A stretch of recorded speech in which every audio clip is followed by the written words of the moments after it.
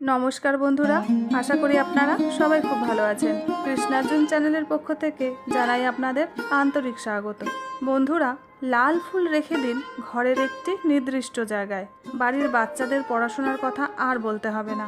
আসুন বন্ধুরা, আজকে এই ভিডিওর মাধ্যমে আমরা আলোচনা করব সেই বিষয়গুলো যা একজন মা বাবা হিসাবে আপনার করা উচিত।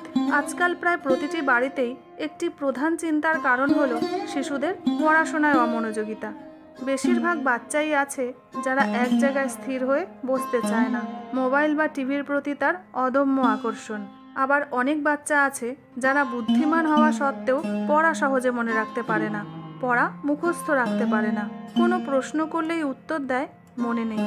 এই পরিস্থিতিতে বাবা মায়েরা নিজেদের অত্যন্ত অসহায় বলে মনে করেন।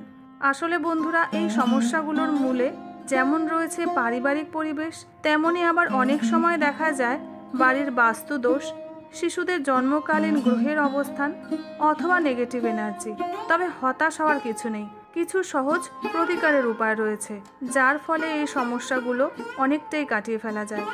প্রথমেই বলবো বন্ধুরা, আপনি আপনার সন্তানের প্রশংসা করুন।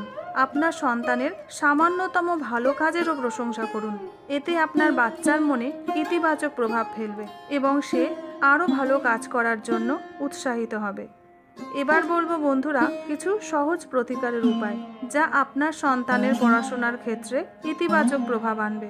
এর জন্য লাগবে একটি লাল ফুল, সেটা জবা ফুলও হতে পারে বা যে কোনো লাল ফুল হলেই হবে। প্রতিদিন সকালে যে ঘরে আপনার বাচ্চা পড়াশোনা করে সেই ঘরের পূর্ব দিকে একটি পাত্রে জল নিয়ে সেই জলের মধ্যে একটি লাল ফুল রাখুন, কারণ লাল রং আমাদের মনে নতুন উদ্যম জাগিয়ে তোলে। এছাড়া এই লাল রং হলো সূর্যের রং, যা আপনার বাচ্চার মধ্যে আত্মবিশ্বাস, একাগ্রতা এবং মনোযোগ বৃদ্ধি করতে সাহায্য করে। পরের দিন সেই জল ও ফুল ফেলে আবার নতুন করে রাখুন।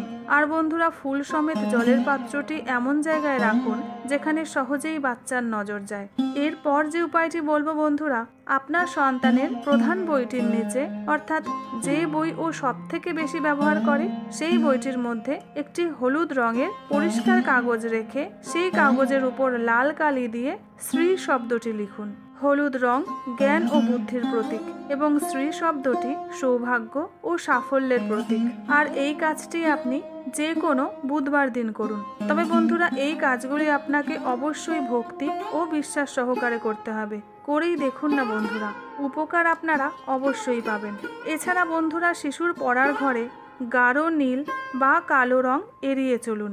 হালকা এবং উজ্জ্বল রং মনোযোগ বাড়াতে সাহায্য করে। রাতে ঘুমোতে যাওয়ার আগে আপনার সন্তানের পায়ের পাতা গরম তেল দিয়ে মালিশ করুন। এতে তার ঘুম ভালো হবে এবং পরের দিন সে আরও মনোযোগ সহকারে পড়াশোনা করতে পারবে। অনেক সময় আমরা বাইরের পরিস্থিতি বদলাতে পারি না, কিন্তু আমাদের ঘরের ভেতরের পরিবেশ এবং সঠিক কিছু শুভ শক্তির সঠিক ব্যবহার আমাদের অনেক উপকার করে।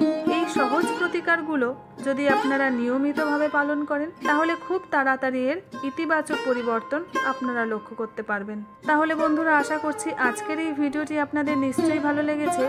আর যদি ভালো লেগে থাকে কমেন্ট সেকশানে আমাকে জানাতে কিন্তু ভুলবেন না।